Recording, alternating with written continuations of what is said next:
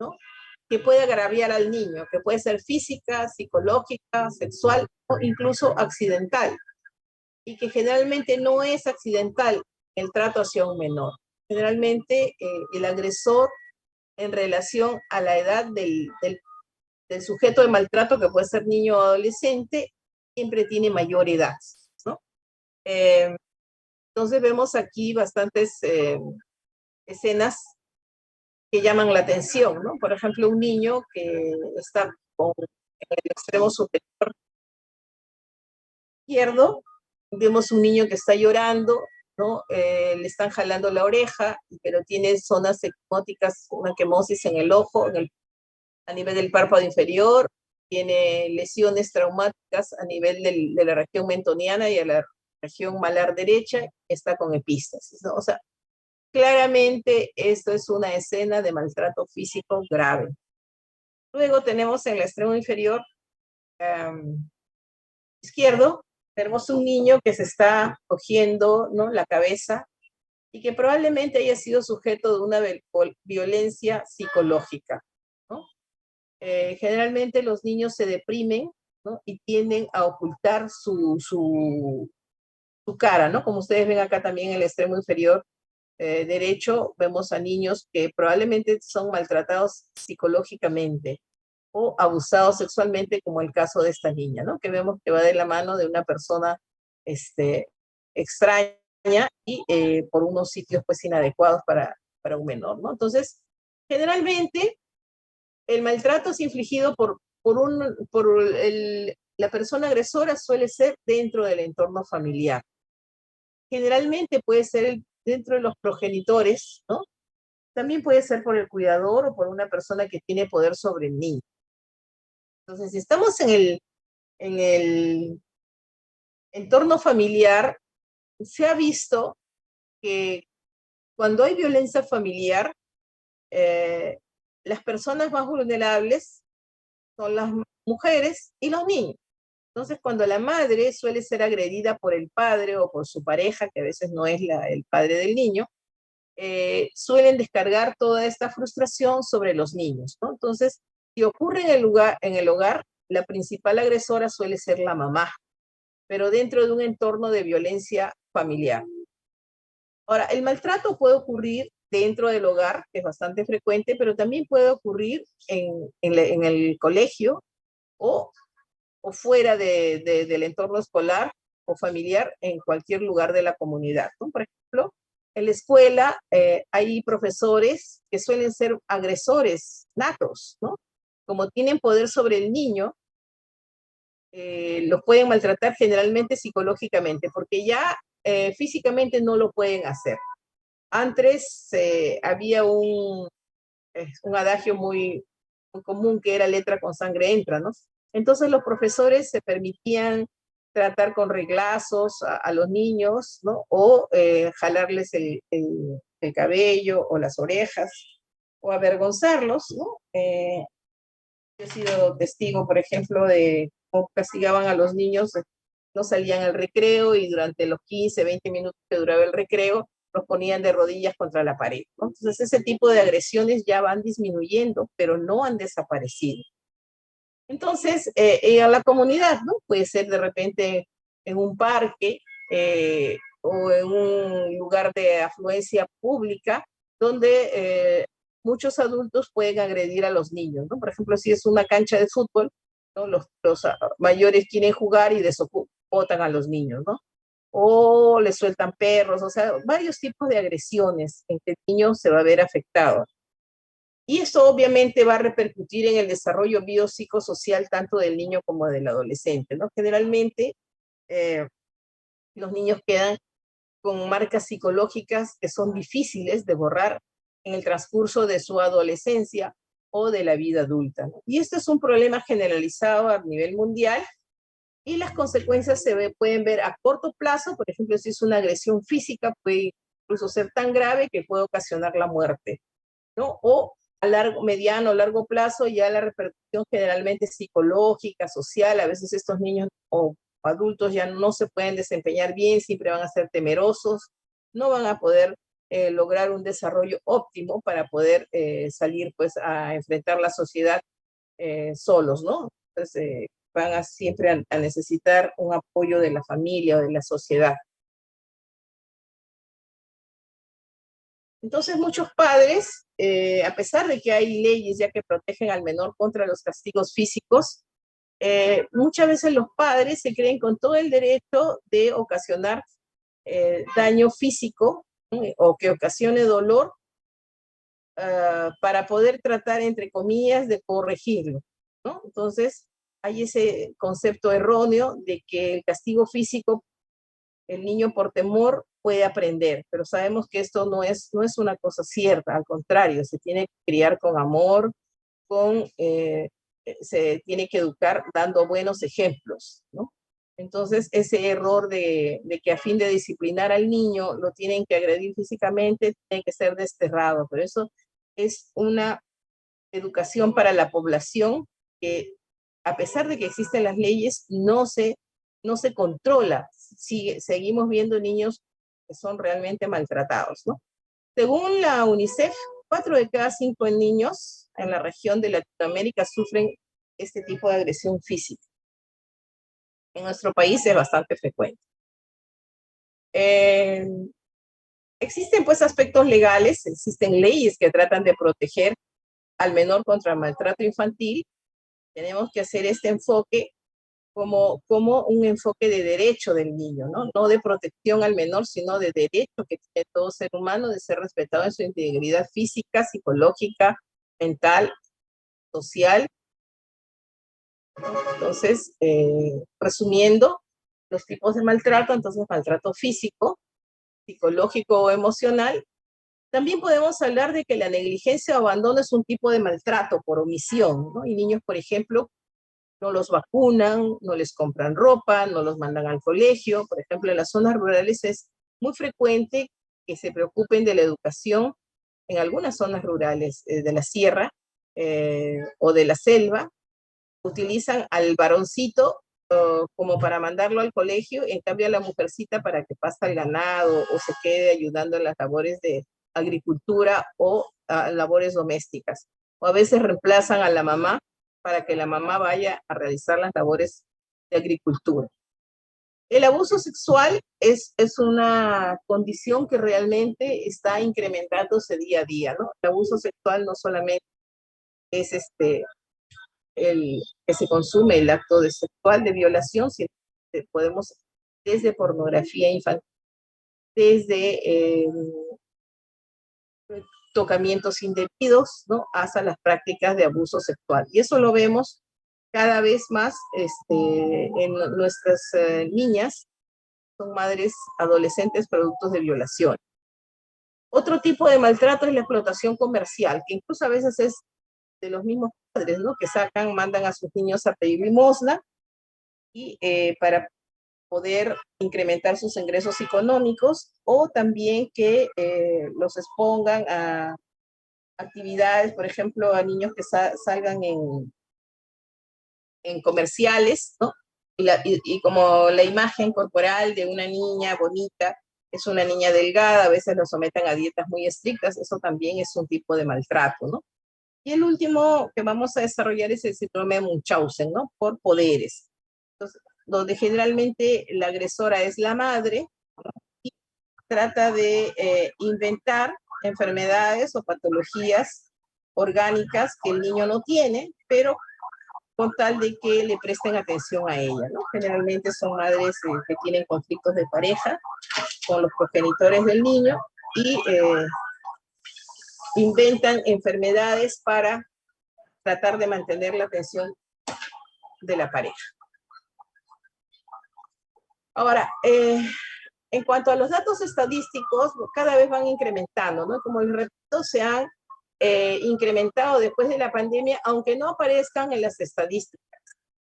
Hay subregistro, porque muchos casos no son denunciados, ¿no? A veces, como ustedes podrán ver por los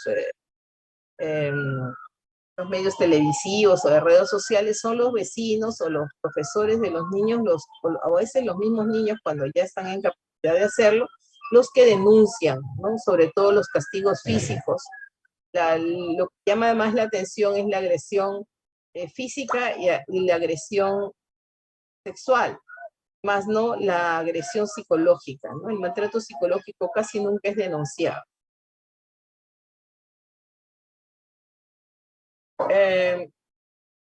Nos remontamos a estadísticas del 2019, hubo 55.565 casos de violencia, de los cuales 16.000 fueron de agresión física, 25.000 de agresión psicológica y 12.364 de violencia sexual y 356 casos de violencia económica. Para la violencia económica, y esos son datos que se obtuvieron de las cifras de atención de los centros de emergencia mujer, que hay en todas las comunidades y que dependen de las municipalidades, ¿no? A ver, vemos acá una comparación con 6 años de diferencia desde 2016 al 2022, ¿no? En realidad tenemos datos solamente el primer trimestre del 2022, pero podemos hacer una comparación donde vemos que el incremento porcentual ha sido marcado, ¿no?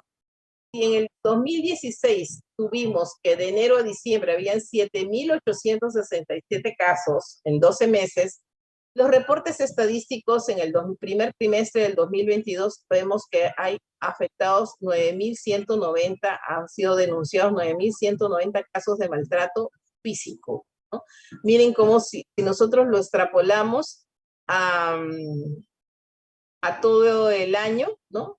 Serían algo de más de 36.000 casos. O sea que se ha quintuplicado el maltrato, ¿no? Y miren, a pesar de las leyes, ¿no?, y de los reglamentos, esto no logra controlarse. En el año 2016 se reportaron 9.279 casos de violencia psicológica y en el 2022, también en el primer trimestre, 25.214. Ahora, ¿de que hay más? Sí, hay más, pero también hay más reportes. Y de enero a abril de violencia sexual, sobre tanto en niños como adolescentes, se habían reportado 8.057 casos de violencia sexual. Ahora, en los menores, y eso siempre es, ¿no?, más frecuente en los niños y adolescentes menores de 7 años. Entonces, las cifras de violencia física y sexual contra menores son alarmantes. Más del 50% de los casos atendidos por violencia en menores de 18 años fueron violencia física y sexual. Ya les he explicado por qué. Eso es lo que generalmente llama la atención. Aunque la violencia psicológica puede dejar secuelas muy graves en la personalidad del niño y del adolescente, casi no se reportan. Sí se han reportado, pero lo que más se denuncia es la violencia física y la violencia sexual, ¿no? En encuesta de NARES, del Instituto Nacional de Estadística del Perú, en el 2019, 74% de niños, miren qué alto es el porcentaje, de niños de 9 a 11 años habían manifestado haber sufrido algún tipo de violencia física o psicológica, ¿no? Y esto se hizo una encuesta en los colegios, ¿no? Fueron encuestas anónimas, y miren, entonces esto viene a ser real, ¿no? 74, o sea, 3 de 4 niños, algún tipo de violencia física o psicológica habían sufrido. Imagínense qué alto es el porcentaje del maltrato en nuestro país, ¿no? Y también un 81% de adolescentes peruanos de 12 a 17 años habían sufrido algún tipo de violencia física o psicológica. Es bien alto realmente, muy alarmante.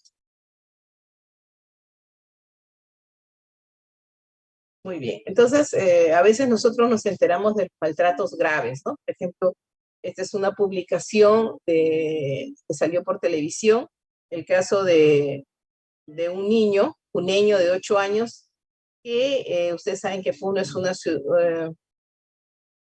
departamento donde la temperatura se gradúa bajo cero, ¿no? Hace bastante frío, y ven este niño que está completamente desnudo y que el papá lo está maltratando, ¿no? Está desnudo, el papá está bien abrigado y le está ofreciendo latigazos porque lo estaba haciendo renegar. Entonces, ese es el concepto erróneo que los padres, que para corregirlos pueden usar este tipo de violencia. Uno es una ciudad donde hay mucha violencia física, porque por idiosincrasia tienen este tipo de conductas, ¿no? Ahora, aquí en Lima, en Villa María del Triunfo, también esta es la imagen de un niño que fue rescatado por los vecinos, ¿no? De que la madre lo había encadenado, ¿no? A veces los encadenan y los fijan, y los mantienen en un cuarto, atados a una silla. Ha visto pues también atados a un árbol para que no se puedan mover, ¿no? Y esto, mucha de esta población son niños que sufren de trastorno por déficit de atención e hiperactividad, porque son niños que generalmente no obedecen órdenes, ¿no? No respetan a la autoridad, entonces son maltratados, ¿no? Básicamente. Mucha población que corresponde a este grupo de pacientes con trastornos por déficit de atención. Después, aquí tenemos otro ejemplo, ¿no? Que también fue mediático, el caso de un padrastro que había agredido físicamente a un niño hasta ocasionarle fractura de ambos miembros inferiores, ¿no?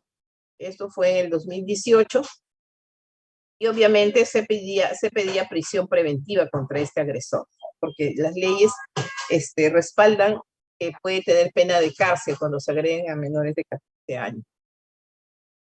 Bueno, entonces las causas del maltrato infantil pueden ser intencionales o no, ¿no? Intencionales son la mayoría de casos donde los padres piensan que tienen todo el derecho de agredir física, psicológicamente a sus hijos, ¿no?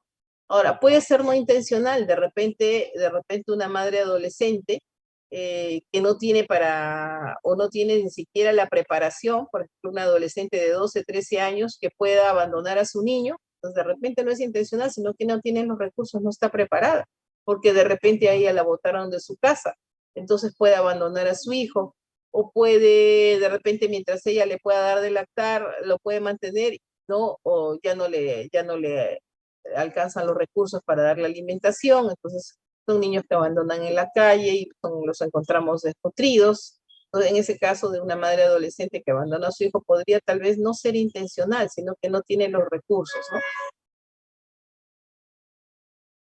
¿no? Muchos padres, pues como dice acá, consideran que el castigo físico incluso es necesario para poder educar al niño, ¿no? Como un método de disciplina para corregir, mejorar su rendimiento escolar, porque hay niños, por ejemplo, que sufren alguna agresión psicológica dentro del hogar, se portan mal en el colegio, ¿no?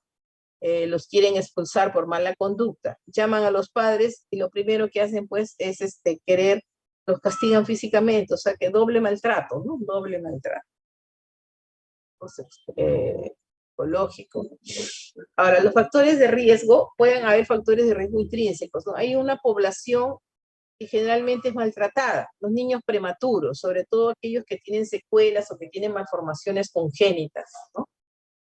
Los niños que tienen parálisis cerebral.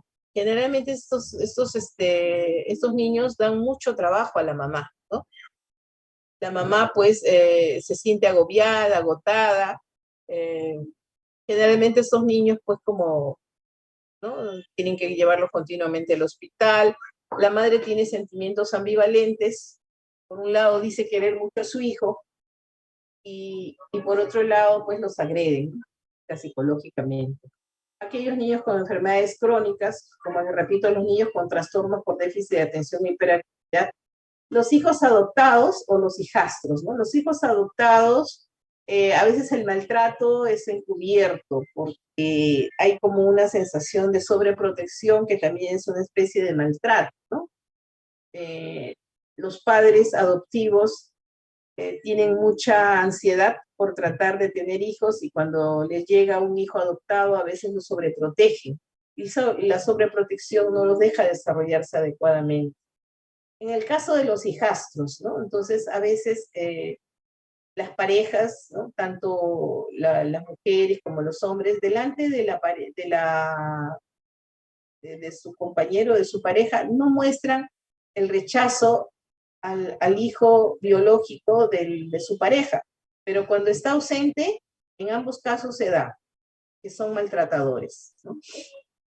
Ahora, los productos de embarazos múltiples también, ¿no? Los mellizos, los trillizos. Normalmente la madre está preparada o la pareja para mantener uno. Y cuando ya se sobrecarga la atención de 2 o 3 niños, pues esos otros niños sujetos de maltrato, los niños que tienen problemas de aprendizaje, ¿no? Muchos padres, lejos de apoyarlos, de darles la terapia de refuerzo que necesitan, los agreden físicamente, o cuando tienen alguna discapacidad motora, ¿no? Cuando, por ejemplo, tienen algún problema en lectoescritura, no son niños que tengan un retardo mental manifiesto, pero son niños que tienen problemas de aprendizaje y alguna discapacidad motora, también los agreden. Ahora, los factores extrínsecos tenemos el estrés familiar, ¿no? Entonces, cada vez sabemos que la economía es más paupérrima en la mayor parte de nuestra población. Durante la pandemia prácticamente desapareció la clase media baja, ¿no? Entonces ahora está en situación de pobreza. Los hogares donde hay violencia doméstica, ¿no? Las poblaciones más vulnerables son los niños después de las mujeres, ¿no? Eh, Cuando los padres han sido maltratados, generalmente se las desquitan con sus hijos, ¿no? Entonces, aquellos padres que de niños o adolescentes sufrieron algún tipo de maltrato, también lo replican en sus hijos, ¿no? Aunque eso no es muy, o sea, es frecuente, es un factor de riesgo, pero no necesariamente se cumple, ¿no? Al contrario, hay muchos padres que han sido maltratados y reaccionan de una manera positiva y dicen, yo sufrí tanto, a mí me hicieron sufrir tanto que yo no voy a hacer sufrir a mis hijos, ¿no? Entonces cambian su conducta. Obviamente para eso tiene que haber un tratamiento psicológico muy importante, ¿no? Cuando los padres son muy impulsivos, ¿no? Entonces, y esto puede estar relacionado también a conductas inapropiadas, ¿no? Entonces son pacientes o padres muy agresivos, ¿no? Nuestra población también después de la pandemia se ha vuelto muy agresiva. Cuando hay pobre tolerancia a la frustración, ¿no? De repente alguien lo despidieron de su trabajo, ¿no? Ahora que despiden la mayor parte de puestos laborales son ciertos, ¿no? No hay estabilidad laboral, entonces despiden ¿con quién se desquitan? ¿No? Los padres que no tienen trabajo con sus hijos. Los pacientes alcohólicos, ¿no? Pueden ser agresivos, ¿no? Los drogadictos, el hecho de que sea padre o madre soltera, también, ¿no? Las familias monoparentales se ven mucho maltrato, o sea, de repente en los dos extremos, ¿no? Por sobreprotección, por ejemplo, no me hagan bulla, por favor. Ya, por ejemplo, los padres separados, ¿no? Entonces, muchos padres manipulan la situación con su expareja, tratando de tener la atención, aunque sea maltratando al hijo psicológicamente, ¿no? A veces se pelean los fines de semana, te toca que tú te lo lleves, ¿no? Yo no puedo, este fin de semana no, el próximo. Entonces los niños están en toda esa incertidumbre, ¿con quién van, con quién se quedan? La falta de educación, o sea, los padres que tienen menos educación es un factor de riesgo para que estos maltraten a sus hijos, ¿no? Y obviamente la pobreza económica. Aunque hay hogares muy pobres donde quieren mucho a sus hijos, ¿no? Ahora, los factores protectores, ¿no? Tenemos aquellas familias bien constituidas, ¿no? Una pareja que se casó por amor, con relaciones funcionales armónicas, ¿no? Que papá y mamá trabajan o que tienen una buena estabilidad, ¿no? Y se dedican a criar a sus hijos con amor. Cuando el embarazo del niño ha sido deseado.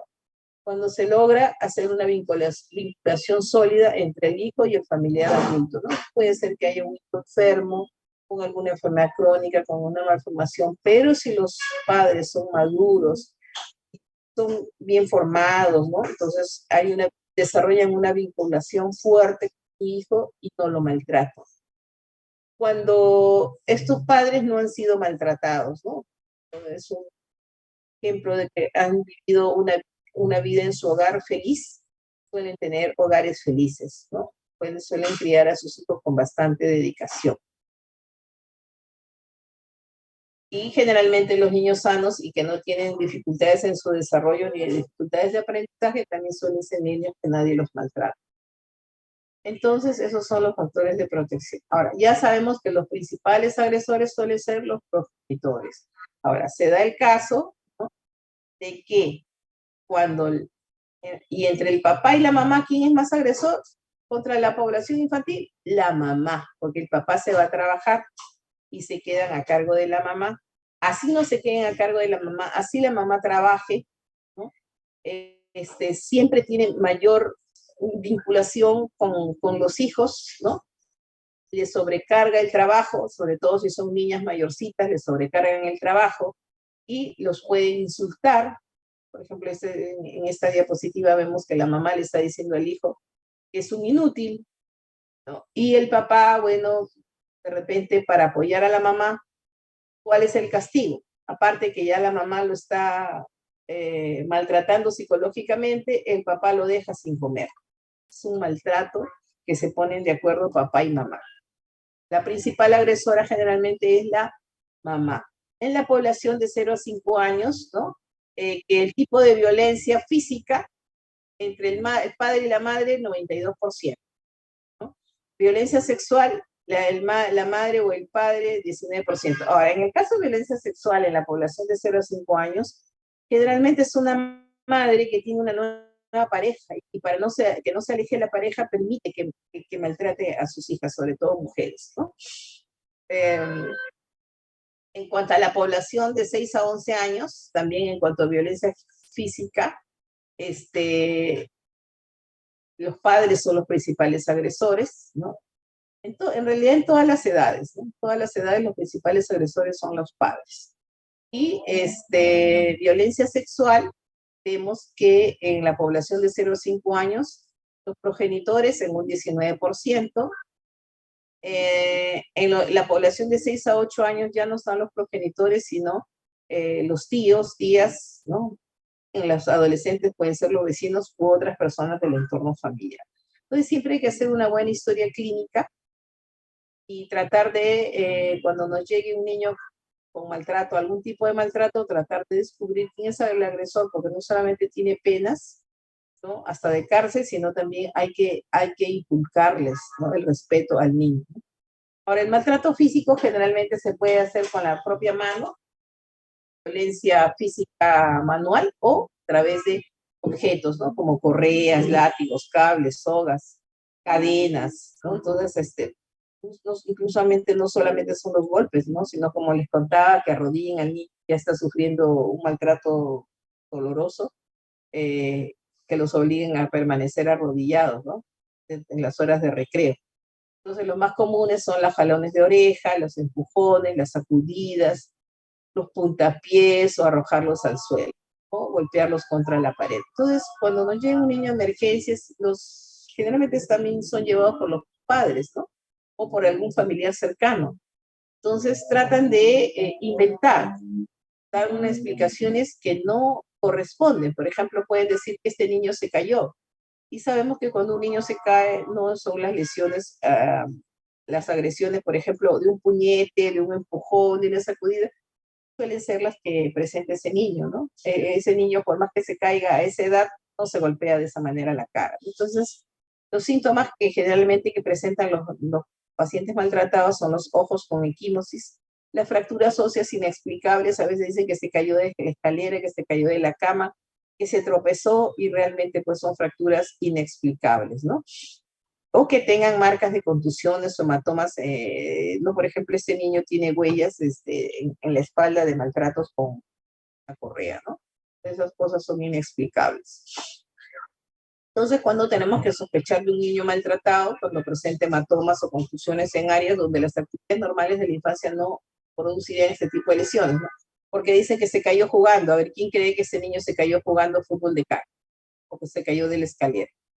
En el caso de bebés, ¿no? Las sacudidas son las más frecuentes, que lo agarran de la cintura o del tórax, ¿no? Comienzan a sacudirlos para que se callen, por ejemplo, ¿no? Eso puede producir, pues, lesiones muy graves a nivel del encéfalo.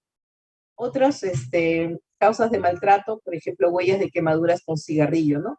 O que hayan, también el paciente puede aparecer en emergencia, que ha perdido el conocimiento, que llega convulsionando y que dicen que de pronto, ¿no? Cuando uno por eso siempre les hemos recomendado a los alumnos que se tiene que examinar al paciente sin ropa. A la costumbre de examinar por encimita nomás, no se puede llegar a un diagnóstico sospechoso, una sospecha diagnóstica, ¿no? De maltrato muchas veces. Entonces se puede encontrar huellas de quemaduras, huellas de intento de asfixia. o huellas, por ejemplo, de que lo han querido eliminar colocándole una almohada, ¿no? Yo, por ejemplo, cuando comencé en emergencia pediátrica, este, me llegó un niño que había muerto en su casa, aparentemente era una muerta súbita, pero como siempre quedan las huellas, ¿no? Este niño le habían puesto la almohada, ¿no? Y ahí estaban sobre estaban los dedos de la persona que le había aprisionado la almohada, o sea, era un homicidio, ¿no? Entonces, era un niño con parálisis cerebral que probablemente ya tenía cansados a los familiares, a los padres, y lo asfixiaron colocándole una almohada. Y eso queda, ¿no? Nosotros tuvimos que hacer la denuncia policial y todo eso para que se haga lo que corresponde, ¿no? Ahora, cuando sospechamos, ¿no? Esto, por ejemplo, a ese niño le están condenando, se quedan las huellas, a otra niña que le quieren dar de comer, ¿no? A veces lo que calientan la cuchara y la queman. Entonces, o también hay huellas de mordeduras. Hay madres que muerden a sus hijos, ¿no? Entonces, y en cuanto a las lesiones de fracturas, tenemos fracturas de alta especificidad, ¿no? ¿Cuáles son las de altamente específicas de maltrato infantil? Tenemos las fracturas de las metáfasis, ¿no? Tanto que se denominan en asa de Ball. Las fracturas de los arcos costales posteriores, ¿no? Porque tiran un puñete en la espalda y obviamente se fracturan los arcos. Las fracturas de la escápula también, ¿no? Palones, agresiones, ¿no? Puñetes en la espalda, en los hombros, en el esternón. ¿No? Por ejemplo, esa fractura que tenemos tanto en las metafiarias como en la diáfisis proximal, esas son las fracturas en asa de Ball, ¿no? Que son típicas de maltrato infantil. O las torceduras y los esguinces de muñeca, ¿no? Que lo han paloneado al niño. Ahora, en los niños más bebés se pueden encontrar fracturas lineales, ¿no? Como que le han tirado algún objeto contundente o lo han agredido de un puñete. Tenemos fracturas lineales. Estas también son fracturas en asa de Ball en la metáfisis distal de la tibia. El síndrome de niño sacudido, ¿no? Lo que les había descrito, fue descrito en el siglo pasado. Nosotros lo podemos detectar porque hacen un traumatismo encéfalo-craneano con presencia de hemorragias retinianas, subaracnoideas o subclaves, ausencia de traumatismos externos y signos mínimos de maltrato, ¿no? Pero a veces eso lo hacen por desconocimiento. Muchas veces los padres creen no saben que eso le va a provocar un daño tan severo, ¿no? ¿Y cuál es el mecanismo de producción? ¿No? Generalmente se viene a la emergencia un niño que tanto incontrolable, ¿no? Controlado, y eso se produce porque una persona lo sostiene por el tórax, ¿no? Lo comienza a sacudir para que se calme. ¿Y qué es lo que se produce? Un mecanismo de aceleración y de desaceleración, ¿no? Entonces se lesionan las venas continuas. Estas son las imágenes que nosotros vamos a ver, ¿no? De hematomas intracraneales. Bueno, en cuanto al maltrato psicológico, puede ser muy subliminal, ¿no? Como que siempre despreciar al niño, desprecios, gritos, insultos, humillación, que lo ridiculicen en público, o que se burlen de algún defecto. O también puede ser la indiferencia, la falta de afecto o el rechazo. O sea, muchos padres rechazan a sus hijos, el hijo quiere jugar o quiere abrazarlo. No, no me molestes, vete de aquí, estoy ocupado, o no, no necesito que me des un beso, me ensucias. Entonces, todo esto es un maltrato psicológico al niño. Otro tipo de maltrato emocional es amenazarlos con que los van a abandonar, ¿no? O también asustarlos con fantasmas, con cucos, ¿no? Con espíritus, con apariciones, ¿no? Entonces, sabemos que los padres son los que tienen que brindar y fortalecer la autoestima de los niños, ¿no? Tienen que tener actos de aprobación y de reconocimiento para que la personalidad se vea fortalecida. Pero si los padres son los principales que desprecian al niño, va a crecer con poca autoestima, ¿no? La indiferencia es un maltrato psicológico, pues por omisión, ¿no? Los niños sufren mucho. El abandono por negligencia, ¿no? Puede ser de diferente, que los padres pueden no darle alimentación, educación, una adecuada higiene, vestidos, a veces vienen los niños sucios, ¿no? Con ropas bien deterioradas, no cumplen con su calendario de vacunas, no tienen una buena alimentación, llegan los niños desnutridos, ¿no? O durante las clases escolares los padres los dejan como que ellos solos tienen que aprender, no les dan una buena orientación, no los educan, porque hay el mal concepto de que el colegio se tiene que encargar de la educación, cuando es al revés. La educación es en el hogar. En el colegio se le dan las pautas para la instrucción académica, pero la educación es del hogar. Después acá, por ejemplo, vemos la formación de pandillas, ¿no? De niños generalmente ya escolares, que incluso hacen abandono o deserción escolar y forman pandillas, ¿no? Son niños generalmente maltratados o física como por omisión, entonces no les dan de comer, etcétera, entonces los niños se van a pandillas a buscar sus alimentos, ¿no? Y luego ya entran a grupos donde los niños, los mayorcitos, los inducen al consumo de drogas, o también son explotados por adultos desconocidos o por adolescentes mayores para que vayan a pedir dinero y se repartan entre todos, ¿no? Hemos hablado algo también del abuso sexual, que bueno, pues siempre es una persona mayor, pero puede ser un adolescente que abuse contra un niño, ¿no? Y se presenta pues en una variedad muy diversa, ¿no? Desde las caricias indebidas o no consentidas hasta las violaciones, ¿no?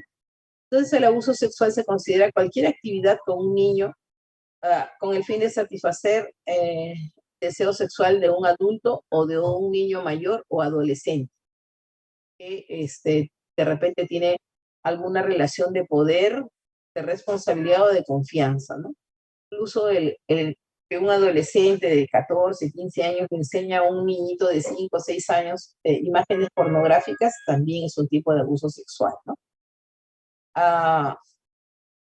Bueno, también los tocamientos indebidos para los juegos sexuales, ¿no? Entonces, generalmente para que haya un maltrato hay una diferencia de edad de por lo menos 4 años.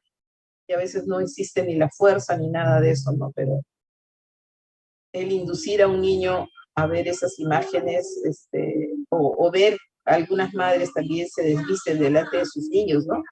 O los padres tienen relaciones sexuales en presencia de los niños, de repente viven en una sola habitación y eso también es un maltrato.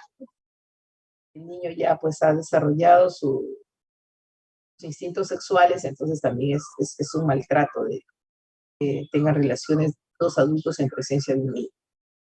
Las formas más comunes de abuso sexual son el incesto, ¿no? O sea, que generalmente padre hacia un hijo de cualquiera de los sexos.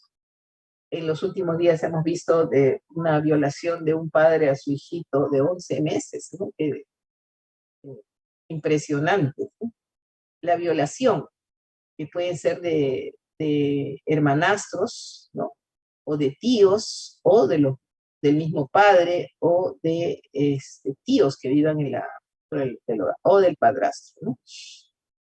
La vejación y la explotación sexual, ¿no? O sea, la trata de personas, ¿no? El llevar a adolescentes a prostíbulos también es un tipo de maltrato o de abuso sexual. La seducción verbal, ¿no? Incluso sin realización del acto sexual o de masturbación, también es un tipo de maltrato sexual. Y este tipo de maltrato a veces es muy difícil de diagnosticar si el niño no lo describe, no lo confiesa, ¿no? Y en este caso, ¿no? A diferencia de las agresiones físicas, generalmente las agresoras son las madres, en el caso del abuso sexual, generalmente son hombres los abusadores sexuales, son padre, padrastro, ¿no? O un compañero sentimental de la madre u otro varón conocido de la familia. El maltrato social, ¿no? La trata de personas, el maltrato institucional en las escuelas, ¿no? Vemos esta imagen que antes era frecuente, ¿no? De que los profesores agredían con la regla o con una vara al niño, ¿no? O aquí, un ratito, por favor, voy a contestar, ¿no?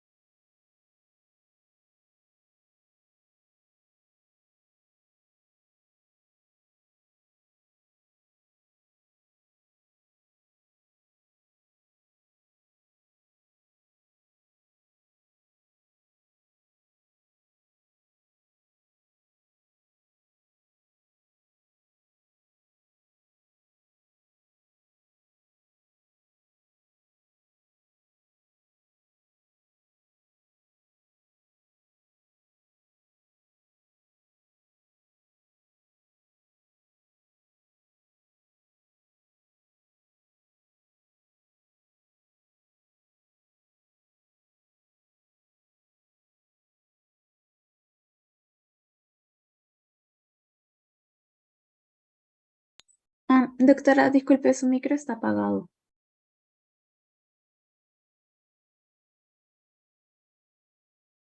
Disculpen, estaba hablando del síndrome de Munchausen por poderes, ¿ya? Entonces, generalmente, pues, no hay enfermedad orgánica, sino la madre lo inventa. Se había contado del caso de una niña que la traían por fiebre y que solamente presentaba fiebre cuando estaba en compañía de la mamá. Ni la enfermera ni otro personal le podía confirmar que hacía fiebre. Y era que la mamá tenía su termo y metía el termómetro de mercurio al agua caliente y luego se lo colocaba en el cuerpo de la niña, ¿no? Y se negaba a que la enfermera vuelva a corroborar. A ver, señora, ya nosotros habíamos sospechado que era un Munchausen. Y le decíamos, a ver, señora, le voy a tomar la temperatura. No, no, nunca permitía. Decía, no pueden dudar de lo que yo encuentro. Y siempre la encontraban poniéndole pañito, ¿no?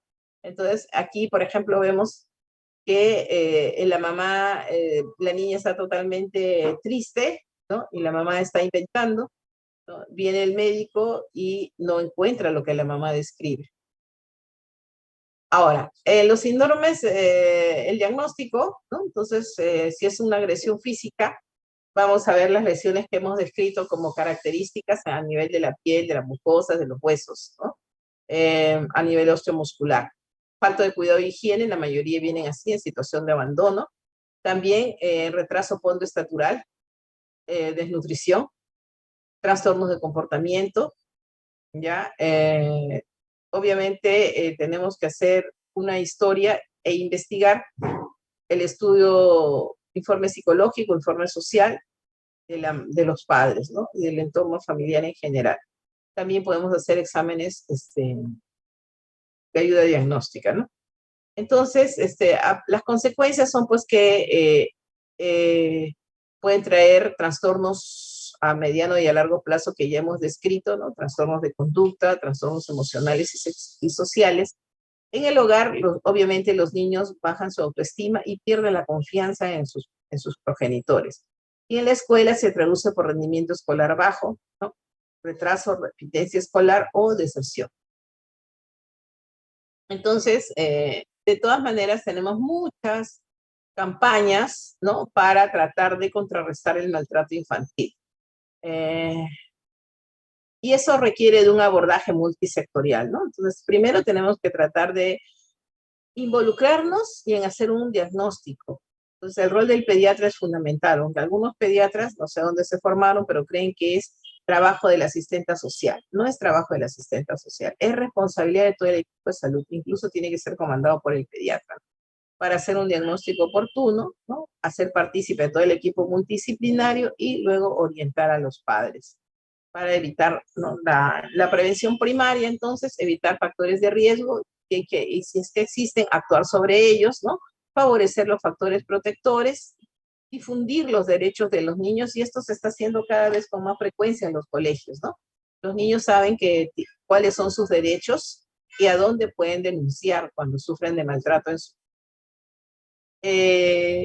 Tenemos que promover los valores de autoestima en los niños y en los adolescentes. Muy importantes son las charlas que se hacen en las escuelas para padres, y también una parte de controlar es prevenir el embarazo adolescente, ¿no? Porque se ha descrito que muchas de las madres adolescentes también son bastante agresoras con sus hijos. Ahora, cuando llega la prevención secundaria es cuando llega un niño, siempre tratemos de buscar si es que no hay maltrato, si es que hay o no maltrato. Entonces, por ejemplo, ahora en la mañana vimos un grupo de prácticas, una madre que no tenía pareja, ¿no? Que era madre soltera. Y el niño de 7 meses ya había sufrido 2 veces infecciones diarreicas, ya se había hospitalizado, ya tenía retraso pontoestatural y cambios carenciales, ¿no? Ese es un maltrato. Aunque no se le denuncia a la madre, hay que orientarla, ¿no? La labor del pediatra, lo que hemos hecho, cómo tiene que mejorar la relación con su hijo, cómo mejorar la nutrición, ¿ya? Entonces, si bien es cierto que los padres ambos tienen que tener autoridad, pero siempre tiene sobre los hijos, pero tiene que ser una autoridad con amor, con afecto, ¿no? Bueno, quienes en la prevención terciaria, ¿quiénes tienen que participar? Dentro del equipo de médicos, los pediatras, ¿no? El equipo de medicina legal, ¿no? Los médicos legistas, porque tienen que hacer un estudio, ¿no? Eso es lo que la mayor parte de pediatras no quiere hacer, las denuncias, porque no quieren involucrarse en hacer informes médicos legales, ¿no? Los psiquiatras tienen que intervenir mucho, ¿no? Porque hay ahora mucho niño maltratado, muchas niñas violadas, niñas y niños violados, ¿no?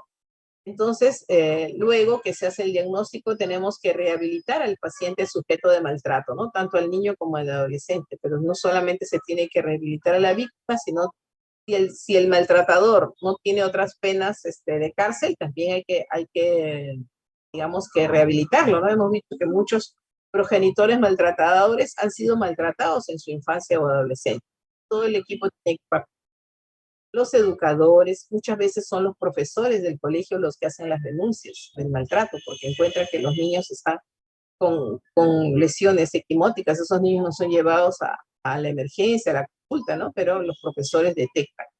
Los psicólogos, que también abundan en los colegios, ¿no? Muchos colegios tienen su departamento psicopedagógico y muchas veces son los psicólogos los que sobre todo detectan la violencia psicológica o sexual, ¿no? Y tienen que participar los terapeutas. Ahora, la Policía Nacional también tiene que hacer caso de las denuncias, ¿no? Y derivarlas a los centros de emergencia mujer, que es donde van a encontrar una rehabilitación. También participan las trabajadoras sociales, y en algunos casos tienen si el caso se denuncia a la Fiscalía de la familia, ¿no? Y el caso no se resuelve, se tiene que enviar al juzgado de menores. Muchas veces se le puede quitar la patria potestad a los padres que son abusadores, ¿no? Ahora, existe a nivel internacional, el 25 de abril es el Día contra el Maltrato Infantil. Y nosotros nos preguntamos, ¿qué estamos haciendo? Vemos que hay están incrementando mucho los casos de todos los tipos de maltrato infantil.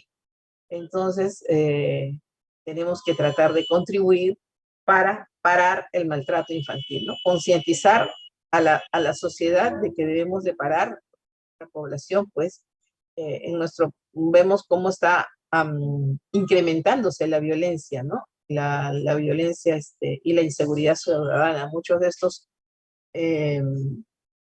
violentadores sociales, agresores, sicarios, son personas que han sufrido maltrato, ¿no?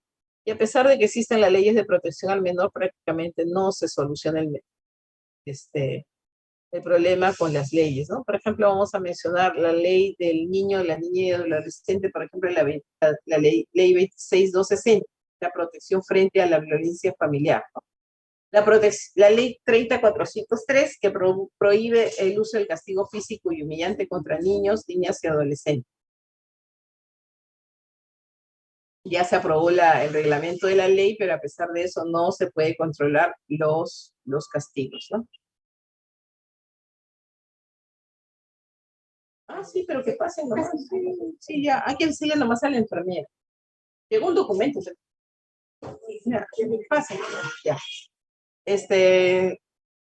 Am, bueno, la ley 3466 es la ley que establece parámetros y garantías, ¿no?, de protección contra el menor, porque siempre tenemos que considerar el interés superior del niño, ¿no? A que se críe en un ambiente sociofamiliar adecuado, que tenga buena oportunidad de asistir a la escuela y que tenga la oportunidad de desarrollarse íntegramente como ser humano, ¿no?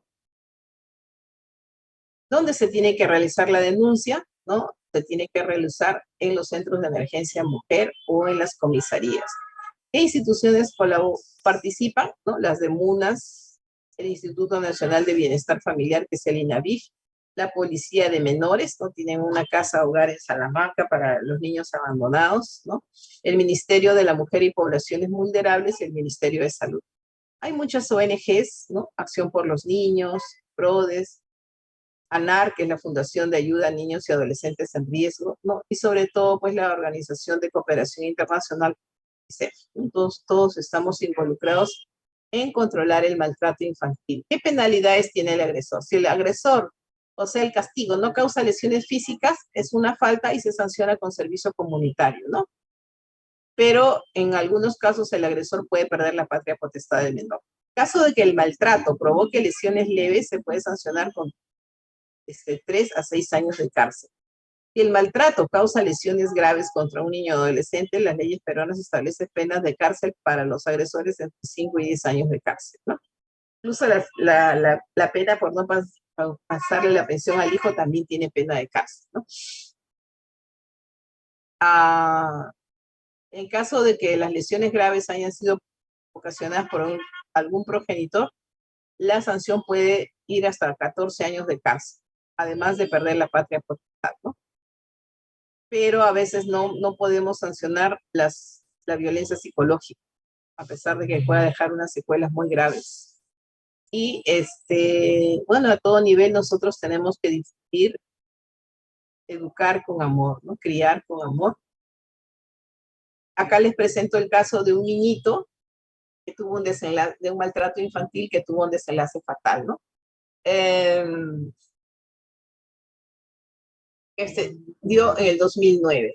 Se trataba de un niño de 1 año 10 meses que venía de Lima, que tenía como antecedente una cardiopatía congénita cianótica, tenía una comunicación interventricular.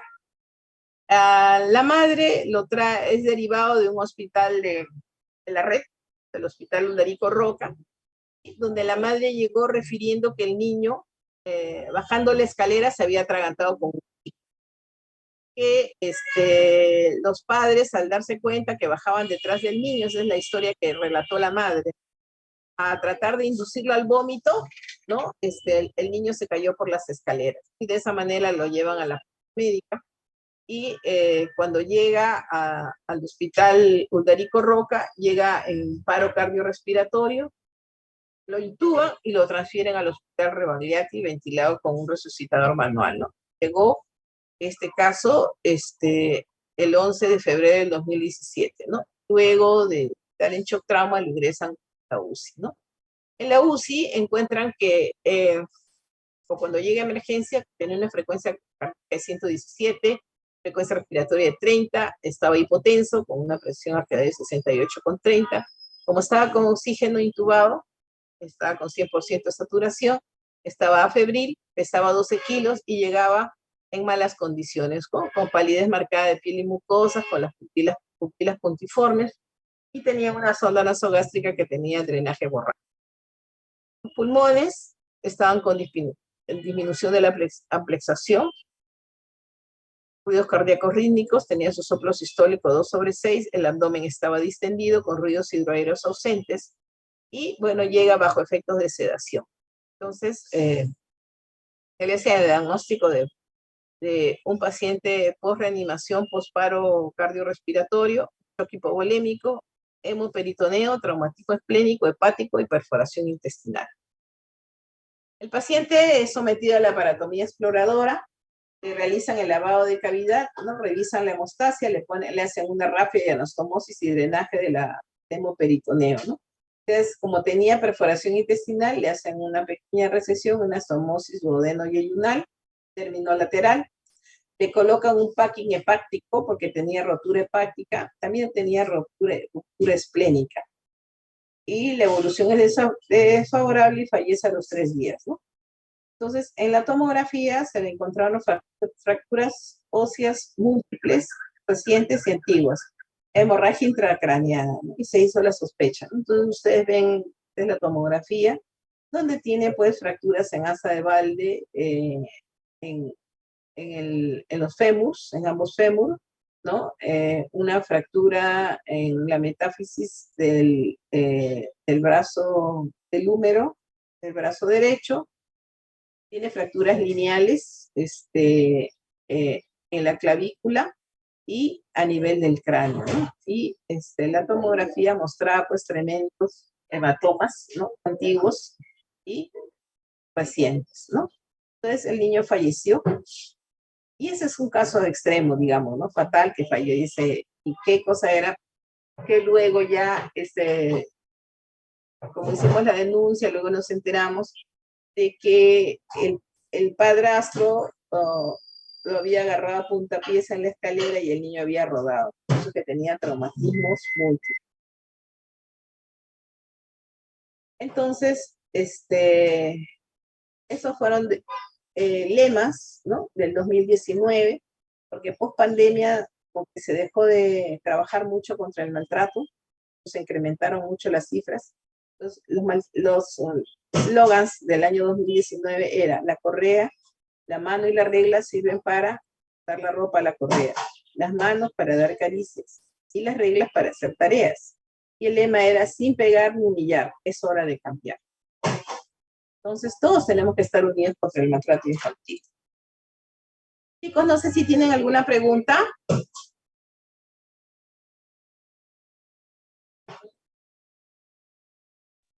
¿Todo claro? Todo bien. Sí, todo bien.